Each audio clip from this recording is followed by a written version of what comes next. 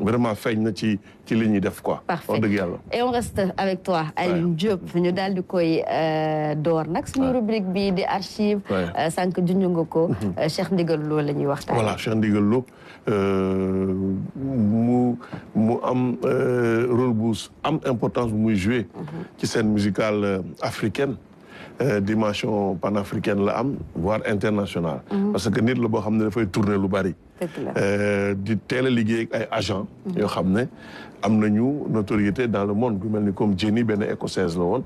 liggéey na ak moom Cheikh Lo daan tourner dafa am benn phrase boo xam ne Youssou Ndour moo ko waxoon benn présentateur u RTS fii Khalil Gueye ma nuyu ko big respect Khalil. mu ne ko am na ay perspectives yu intéressantes. pour Cheikh Lo. pourtant Cheikh Lo ngi doog a démarrer sa carrière internationale. donc Cheikh Lo boo xoolee jaar-jaaram un peu maa ngi ko doon junj keroog. am na ñoo xam ne dañ fi jaaroon. groupe bu tudd Free Mind. groupe métis. parce que c'était à la mode un peu au milieu des années 80. tout à fait groupe métis quoi ku mel ni comme Ghetto Blaster moo ci gën a siiw. ak ñoom Frankie Mouelé. donc ñooñu tubaab ak ivoirien Salif amoon na benn guinéen Doudou ak Thierry le guitariste. ñu ñëwoon fii pour former groupe pour dellu France. noonu taxawaloon benn studio. Parcelles Assainies donc souvent ne boobu parcelle melul nii. parce que dañuy taxaw fii di seen fu sori quoi. donc fa la ñu defoon studio bi studio Free Mind. turu groupe bi Thione Seck enregistré woon fa Chou Vera yooyu yëpp. la ko enregistré donc Cheikh Lo itam ñëwoon fa. ak ñoom Ouza Diallo ak yooyu. noonu la embarqué ak gars yi. jot a dem Europe. bi ñu demee Europe ñu groupe bi tudd Abissa. mais Abissa bi nag yàggul malheureusement. groupe bi dafa mujjee éclaté Cheikh Lo était là-bas des foofu daan nekk ak waa xalam ak yeneen musiciens africains. bi mu ñibbisee nag si la génne doxandeem. génne doxandeem mu amoon doole lool maa leen doon wax Madou Diabaté li mu waxoon ci moom bi mu déggee doxandeem mu ne kii on peut compter sur lui. pour l'avenir de la musique sénégalaise. voilà donc après doxandeem mu nekkoon Tringa. ci Mamadou Konté. voilà foofu nag la ko Youssou Ndour fekk. wax ci ak Mamadou Konté ne ko kii dama ko soxla. Mamadou Konté ne ko signé guma ak moom benn contrat. donc du ma ko téye.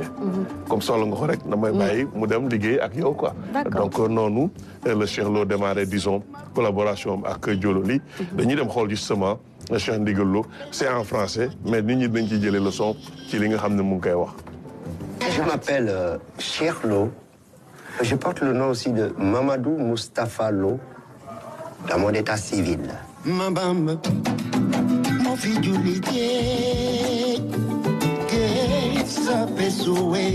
Cheikh Lo est un des artistes les plus populaires au Sénégal. Un musicien, un poète engagé dont la dimension spirituelle est très respectée dans son pays. Je fais de la musique et dans cette musique, je peux apporter le reflet de ce que je vis. Cheikh Lo, c'est un des monuments de la musique africaine. Cet être spirituel et musical qui aide dans l'héritage de la musique sénégalaise. Cheikh Lo, c'est un grand personnage de Dakar, du Sénégal. Chanteur de ce qu'on appelle la folk sénégalaise. Il a un peu inventé un style. Donc souvent, c'est des chansons assez douces, groovy, sans trop de secousses. C'est plus dans les textes et dans une ambiance plus tranquille. Après avoir débuté comme guitariste au milieu des années 80, Cheikh Lo a commencé une carrière solo en tentant sa chance dans l'Hexagone. Un rêve qui l'a confronté à une dure réalité. Donc je suis parti là-bas et j'ai vu dans les métros, un peu partout, ces gens qui étaient là et tout ce qui se passait. Et comment la vie change par rapport au climat et les contacts, comment tu avais les contacts en Afrique avec les gens totalement différents.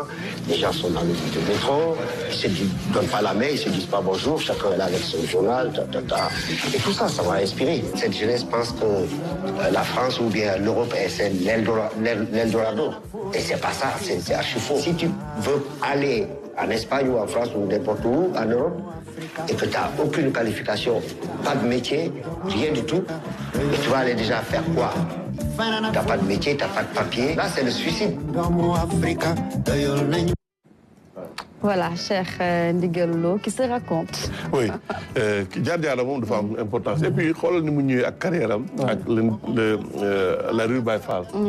La philosophie Baye Fall mu intégré ko ci répertoire am. dëgg la et puis mu am ouverture d'esprit. di liggéey ak ñeneen.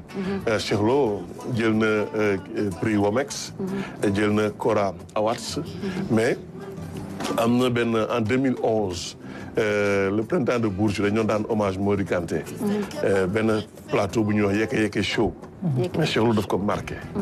dafa marqué Yeke Yeke Show. Je me rappelle l'ancien saxophoniste de Nakodje, Thomas Vallée, bokkoon na si justement ñu nekkoon sur scène pour rendre hommage à Mori Kanté. Donc Cheikh Lo a parcouru le monde.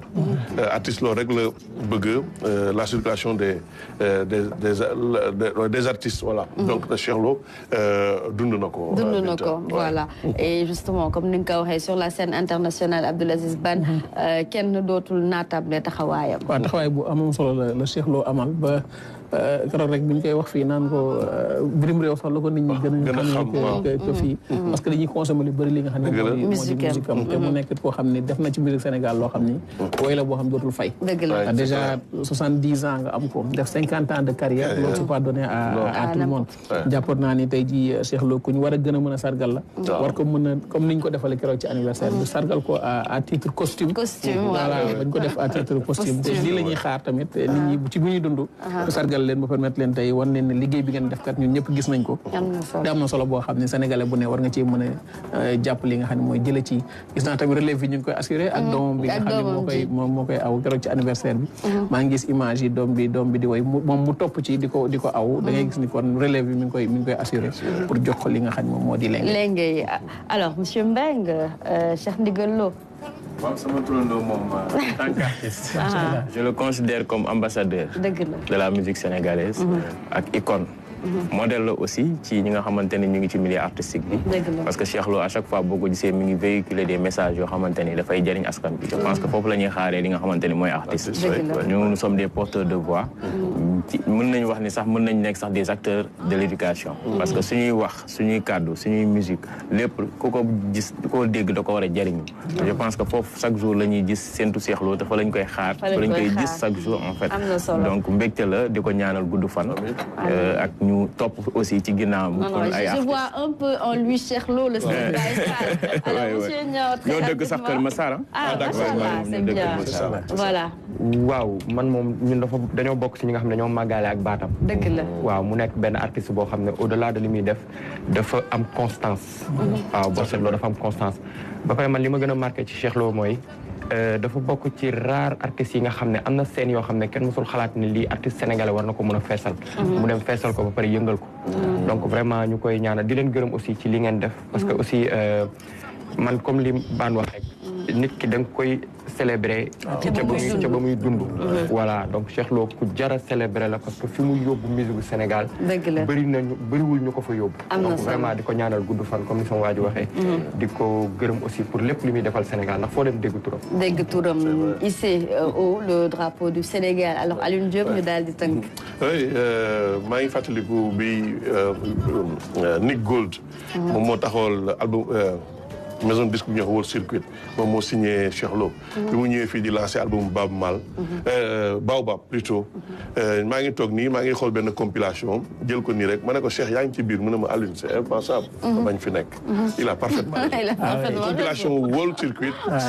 sans Cheikh Lo c'est impensable.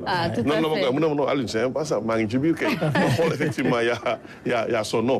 mettre na dans les colonnes du Soleil benn anecdote. muy jouer concert. soo bi baaxul. bon mu obligé di casse ni à travers le masque quoi kanam ak yooyu. bu jigi bi mu sonnee mu wàcc dem songi ji ingénieur bi. yuuxu pour affaire bi normal quoi. mais nee na li mu si jëlee mooy ingénieur bi daf ko wax ne ko.